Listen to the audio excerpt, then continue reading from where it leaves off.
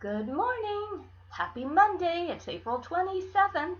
And you and I and Mr. Abel and everyone in the class is invited to a Skype meeting today.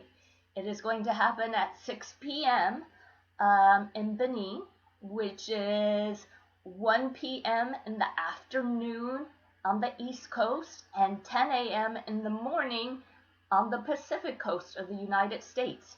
And I hope I see everyone there at the meeting.